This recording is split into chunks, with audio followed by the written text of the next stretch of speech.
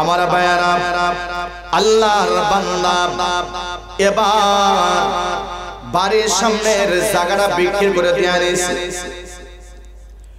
এমন সময় ভাই আল্লাহর বান্দা এবার বাড়ির সামনের জায়গা বিক্রি করার পরে ভিসা তালাশ করতেছে। ভিসা তো সঙ্গে সঙ্গে পাওয়া যায় না।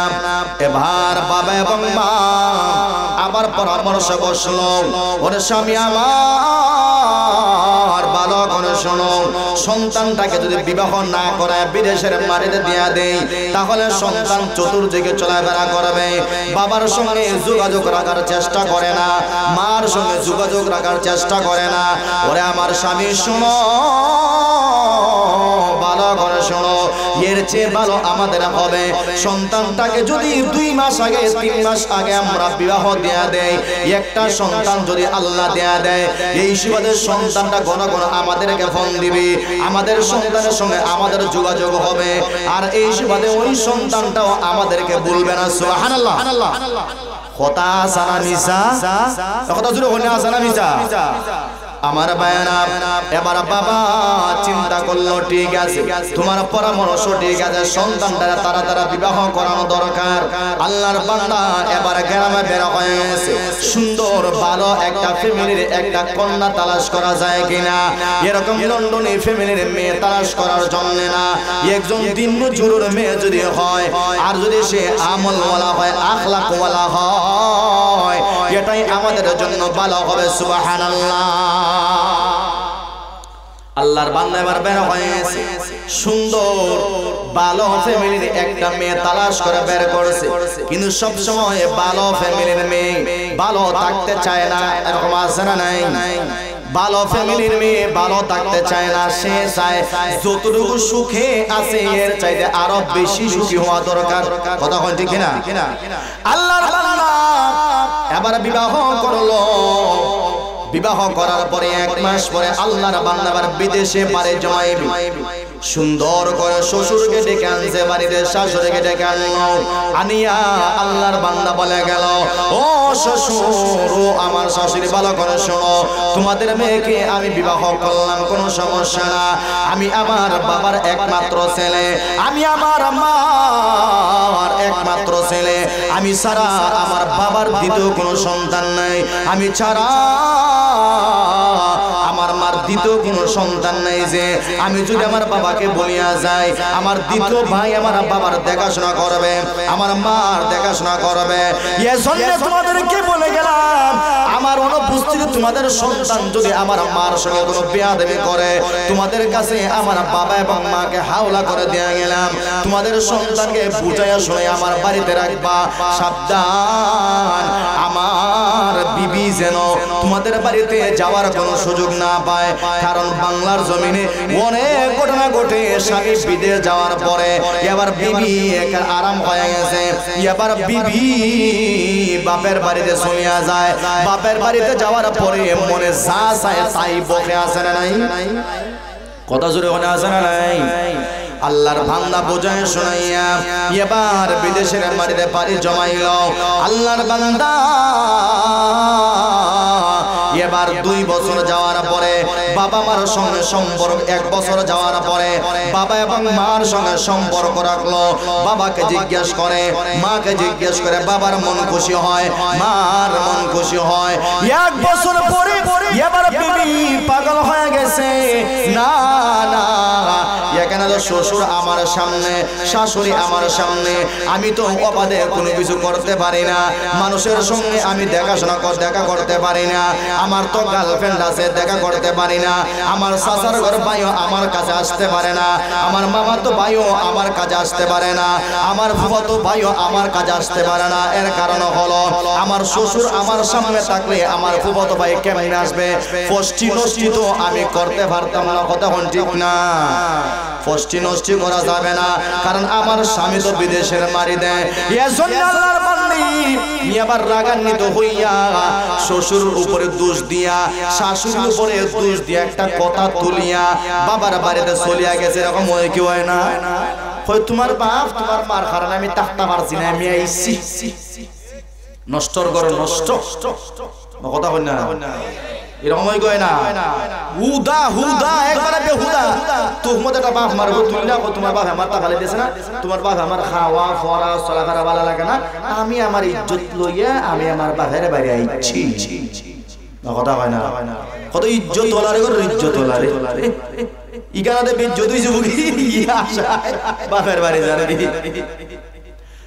আমার ভাইরা এবার আল্লাহর বান্দে বাবার বাড়িতে গিয়া খালা মোল্লার দ্বারা গেছে নাউজুবিল্লাহ জোরে কন্যাতে কোন মেসাবের দ্বারা আল্লাহর একজন বান্দা কবিরাজের দ্বারা গেছে কিতা কইলা কবিরাজের দ্বারা গিয়া কইরা ও হুজুর আমার স্বামী বিদেশ আমার টাকা পয়সা দেয় না আচ্ছা আপনারা কোন চান স্বামী স্ত্রীর মধ্যে একটা মিল মহব্বত টাকা তো ইসলামে কইছে বালা বালা না নিডা দেখুন তার উদ্দেশ্য কি ব্যাংক ফুল করে নিতে টাকা দিয়া এখন আমার স্বামী তো আমার জিগায় না এবার কি করা হুজুর বলেন তাহলে এটা সওয়াবের কাজ কবিরাজি করে দিব 5000 দিবা তোমার বেশি বালা ভাই আল্লাহর বান্দে হয় 5000 কিরা 10000 দিব মানে আমার কথায় উড়তো বইতো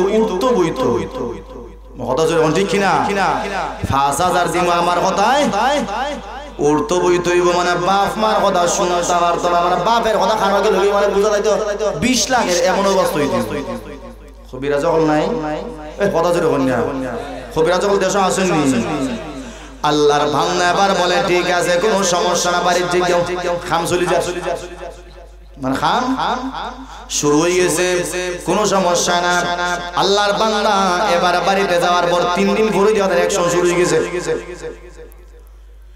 আল্লাহর বান্দা এবার বিবির কাছে ফোন দেয় বিবিরে বালা বড়া জিগায় বিবি মানে টেস্ট করে আব্বারে ফোন দিলেন দূর দূরা বুড়ে আর ফোন দেখি তাও ভালো লাগে না খাম হয়ে গেছে কথা জোরে বলে হাম হইছে না কাম হয়ে গেছে আল্লাহর বান্দে আবার বললেন আমার তো মানি ব্যাগ ফুকা টাকা নাই শহরে আমার ভাই যে বাইরে লইয়া দেয় শরম লজ্জা লাগে না যে দুলাভাই বিদেশ খালি ভরে যায় কি হাম দিতেছে কথা কই না ওই কই না দুলাভাই বিদেশ আমার ভাই শরম দেন এটা কি তোমার শরম নাই রে ঠিক তুই আমার তো শরম দিলাম 5000 বিকাশে দিলাম বিকাশ নাম্বার দে কইতে দিলি টাকা দিতে দিলি নাই আল্লাহর ভান্না এবার টাকা দেয় এমন সময় ভাই 1 বছর নয় 7 বছর এবার বিবির অ্যাকাউন্টে আল্লাহর বান্দা টাকা পাঠাইছে জুড়ে বলুন কয় বছর 7টা বছর বাবারে জিগাইল না মারে জিগাইল না বাবা কি দিয়া খাইলো ওইটার কোনো খবর রাখলো না বাবার শীতের কাপড় আছে কিনা মার শীতের কাপড় আছে কিনা মা কি দিয়া খাইতেছে এর কোনো খবর নাই আল্লাহর বান্দা 7 বছর বাবার জিগাইল না ওইদিকে 7 বছর বাবা সন্তানের জন্য কান্দে কান্দে চোখের পানি শেষ হয়ে গেছে মা সন্তানের জন্য কাঁদতে কাঁদতে চোখের পানি শেষ হয়ে গেছে এবার চোখের পানি বের হয় না আল্লাহর বান্দা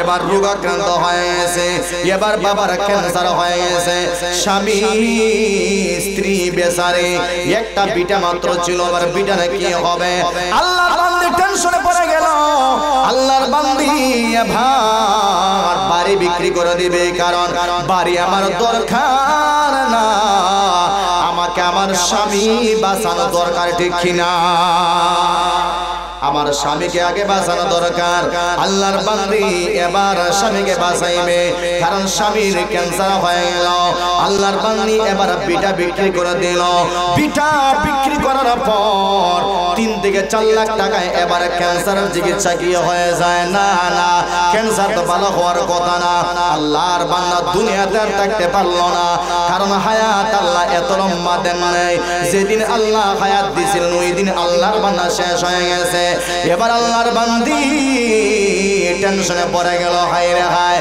আমি আমার সন্তান হারাইলাম আমি আমার স্বামী হারাইলাম এবার আমি আমার ঘরের সামনের বিটাও হারাইলাম আমি আমার এবার বিটা হারাইলাম এবার কোন জায়গায় যায়?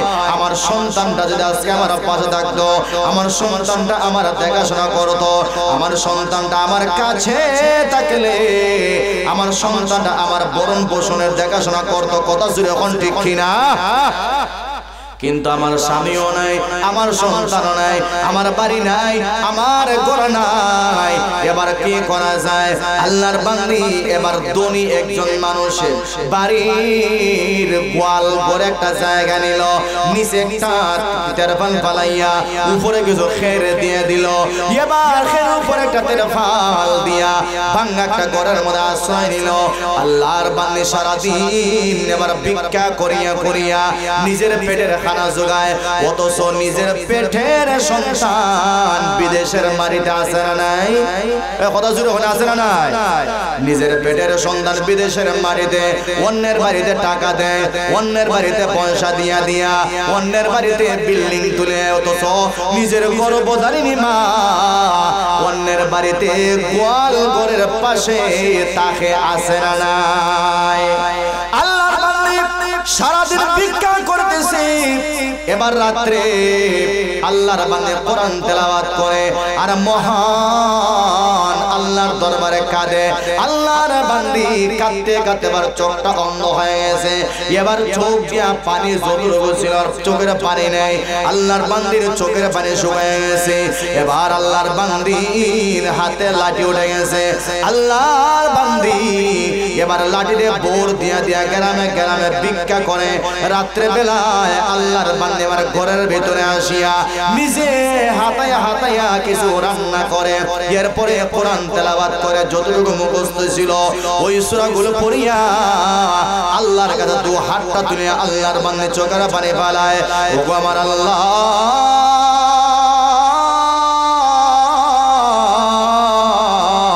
7 বছর আগে আমার কলিজার টুকরা মানিককে আমার বুক থেকে কেড়ে নিলা।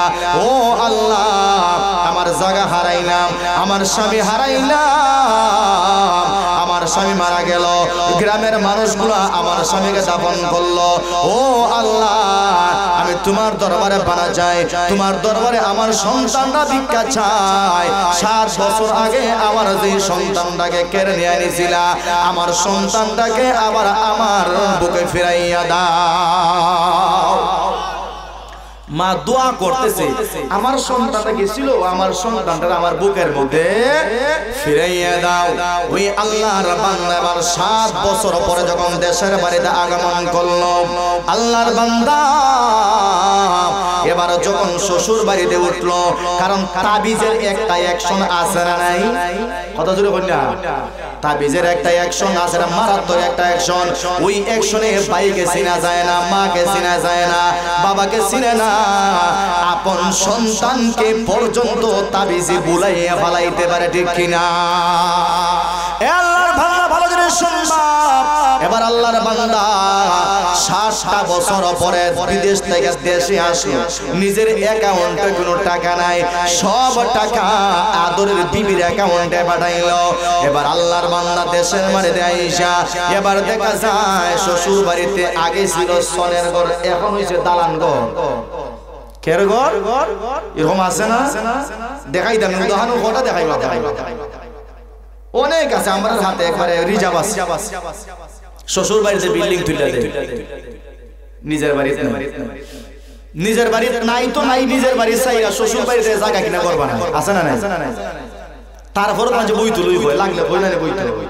কথা জোরে বলে, যদি তুমি জায়গা কিনছো ভাই, লাগলে যে একজন হয়ে বই তুলবি, তুই বই তো হয় কি হয় না? আমার ভাইয়েরা, আল্লাহর বান্দা আসিয়া দেখে কত সুন্দর বাড়ি, এবার নিজের রুমে ঢুকছে। 2 মাস গেছে, 2 মাস যাওয়ার পরে আল্লাহ কি না করতে পারে, একটা রোগ হয়ে গেছে। এমন জায়গায় এবার রোগটা হয়ে গেছে, একটা বিশেষ অঙ্গে একটা রোগ হয়ে গেছে। আল্লাহ যদি রোগ দেয়, আল্লাহ যদি তোমারে মারতে চায়, তামাম পৃথিবীর ডাক্তার তোমাকে ভালো করতে পারবে না। কথা জোরে বলেন ঠিক কিনা?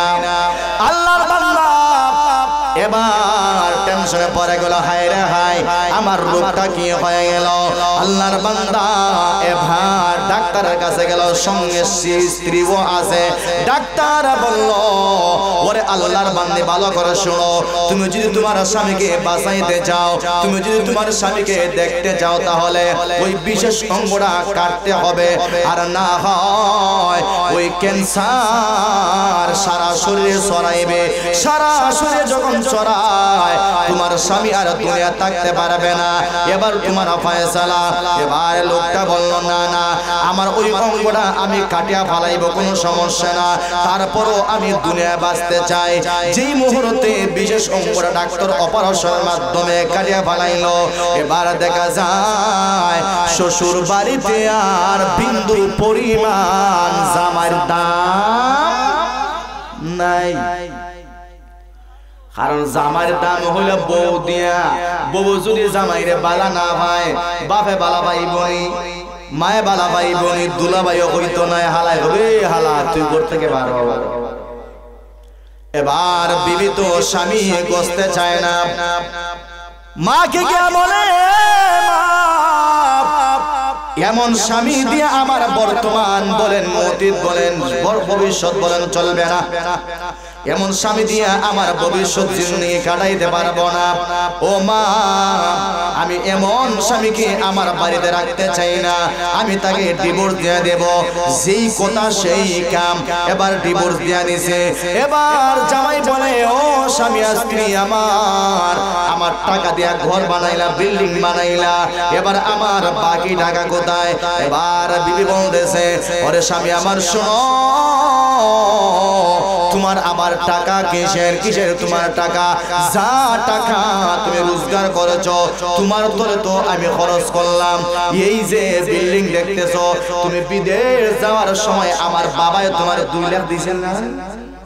কত জোরে হইনা দে, দিছিল 2 লাখ। এই 2 লাখ দি বানাইলাম। এবার ছেলে বলতেছে, এত বড় বাড়িকে 2 লাখ টাকা হয়ে গেছে, আমরা ঋণ করছি 10 লাখ, আমরা ঋণ করলাম। ও মুসলমান ভালো করে শোনেন, আল্লাহর বান্দার এবার জেহেন খুলে গেছে। আমার টাকার দরকার ছিল কোথায়, আর আমি বর্তমানে আছি কোথায়? কথা ছিল হন্ডি কিনা? এ মুসলমান ভাই, আল্লাহর বান্দা এবার নিজে টেনশনে পড়ে গেল। আজকে 7 বছর হয়ে গেল, আমি আমার বাবার কোনো খবর নিলাম না, আমি আমার মার কোনো খবর নিলাম না। অথচ 60টা বছর আমার মা কি দিয়া খাইলো, আমার বাবা কি দিয়া খাইলো, আমার বাবার দেখাশোনা আমি নিলাম না, আমার মার দেখাশোনা আমি নিলাম না। আমার চাইতে নিমক হারাম জমিনে আর কেউ হতে পারে না। আমার টাকার দরকার ছিল আমার মায়ের ঘরে, অথচ আমি আছি আমার শ্বশুরালয়ে। আজকে আমার টাকা দিয়ে, আমার পয়সা দিয়া আমার শ্বশুর ঘর বানাইলো। ওই ঘরে আজকে আমার মতো স্বামীর জায়গা হয় না, ঠিক কিনা? আল্লাহর বান্দা এবার ঘর থেকে বের হয়ে গেছে। ঘর থেকে বের হয়ে যাওয়ার পরে এবার বাবার বাড়ির দিকে রওনা দিয়েছে আল্লাহর বান্দা। আল্লাহর বান্দা এবার বাবার বাড়ির দিকে যখন রওনা দিয়ে দিল, এবার বাবার বাড়ি তো একেবারে মরুভূমি হয়ে গেছে। যেইখানে ঘর ছিল, ঘর তো বিক্রি করে দিয়ে আনিছে। মানুষে ওই জায়গাতে আঙ্গুর গাছ, আপেল গাছ, কমলা গাছ লাগাইয়া দিছে। গিয়া পাইতেছে একজন আল্লাহর বান্দা রাখাল। ওই রাখাল আল্লাহর বান্দা এবার আঙ্গুর গাছের তল পরিষ্কার করতেছে, উপরে গাছগুলো ছাটাই করতেছে। আল্লাহর বান্দাকে প্রশ্ন করলো, ওরে আল্লাহর বান্দা শোনো, ওই জায়গায় তো একটা গড় মনে হয়েছিল, ওই গড়ের একজন বৃদ্ধ ছিল, একজন বৃদ্ধা ছিল, তারা কোথায় গেল? আল্লাহর বান্দা রাখাল বলে, হ্যাঁ, এখানে একজন বৃদ্ধ ছিল, একজন বৃদ্ধা ছিল, এটা আমিও জানি। এর কারণ হলো, ভালো করে শোনো, ওই বৃদ্ধ মানুষটার ক্যান্সার হয়ে গেছিল। স্বামীর ক্যান্সার যখন হয়, বিবি পাগল হয়ে গেছে, নিজের স্বামীকে বাঁচাইতে হবে। আমি এবার শুনলাম তাদের একটা সন্তান ছিল, একমাত্র সন্তান, নিজের জায়গা বিক্রি করিয়া সন্তানটাকে বিদেশ পাঠাইছিল। ওই সন্তানটা 7 থেকে 8 বছর ধরে বাবার কোনো খবর নিল না, মার কোনো খবর খবর নিল না। আমি চিন্তা করলাম এমন নিমকারাম সন্তান কি মানুষের হয়? এই বৃদ্ধ বাবা বৃদ্ধ মা আজকে অন্ধ হয়ে গেছে। বৃদ্ধ বাবা সন্তানের জন্য কাঁদতে কাঁদতে বাবা দুনিয়া থেকে বিদায় হয়ে গেছে। এবার স্বামীকে বাঁচাইতে গিয়া ওই জায়গা বিক্রি করে দিয়ে দিল। লোকটা এবার বলল তাহলে বৃদ্ধা মহিলা কোথায় গেছে? আল্লাহর বান্দা বলে ওই যে সামনে একটা বাড়ি, সামনে বাড়ি দেখা যায়, ওই সামনে বাড়ির একটা গোয়াল ঘর আছে, এখানে গরু রাখা হয়। ওই গরু ঘরের পাশে ছোট্ট একটা ভাঙা ঘর, ভাঙা ঘরের মধ্যে আল্লাহর বান্দাকে উনি ওনার সন্তানের জন্য কাঁদতে কাঁদতে অন্ধ হয়ে গেছে। এবার সারাদিন ভিক্ষা করিয়া করিয়া আল্লাহর বান্দি ভিক্ষা করে সারাদিন রাত্রে বেলায় নিজের সন্তানের জন্য মহান আল্লাহর দরবারে কান্দিয়া চোখের পানি ফালা। আল্লাহর বান্দা যুবক এবার মার বাড়ির দিকে রওনা। আল্লাহর বান্দা এবার মার ঘরের কাছাকাছি যখন চলে গেল, দরজার কাছে এবার কান লাগায়। আল্লাহর বান্দা এবার কান লাগায়, কানটা লাগাইয়া শুনে মা কি আওয়াজ দেয়। এবার মা এবার সূরাতুল ইয়াসিন তেলাওয়াত করলো, সূরাতুর রহমান তেলাওয়াত করলো, রাত্রে বেলায় এবার সূরাতুল ওয়াকিয়া তেলাওয়াত করলো। আল্লাহর বান্দি এগুলো তেলাওয়াত করিয়া এবার মহান আল্লাহর কুদরতের কদমে দুইটা সিজদা দিয়ে দিল। আল্লাহর বান্দি এবার সিজদা দিয়া মহান আল্লাহর দরবারে যখন হাতটা তুলে দোয়া করতেছে, আল্লাহ আমি মারা গেলে আমার শরীরের জন্য দুনিয়ার অন্য কোনো পুরুষ স্পর্শ না করে, এজন্য তোমার দরবারে আবদার আমার সন্তানটাকে আমার বুকে ফেরত দিয়ে দাও। ওগো আমার আল্লাহ, আমি নিঃসন্তান, আমার একটা মাত্র সন্তান ছিল, আমি চাই আমার আদরের মালিকটাকে আমার বুকে ফিরাইয়া দাও। 7 বছর আগে সন্তানটা চলে গেছে, আজকে আমি যদি মারা যাই আমার শরীরের জন্য অন্য কোনো পুরুষ স্পর্শ করতে না পারে, এজন্য তোমার কাছে আবদার আমার সন্তানটাকে আমার বুকে ফিরাইয়া দিয়া দাও। সন্তান আমার দরজার বাহির থেকে বলে, ও মা, ও মা, ইয়ার কান্নার দরকার নাই, আর টেনশনের দরকার নাই। ও আমার মা, ভালো করে শোনো, তুমি দোয়া করতেছো আল্লাহর কাছে, আমি 7 বছর আগে তোমাকে রাখিয়া চলে গেছিলাম, আজকে মহান আল্লাহ তোমার দোয়া কবুল করে তোমার সন্তানটাকে মহান আল্লাহ আবার তোমার বুকে ফেরত দিয়া দিছে। তোমার দোয়া আল্লাহ কবুল করছে। কিটা জানি না কিটা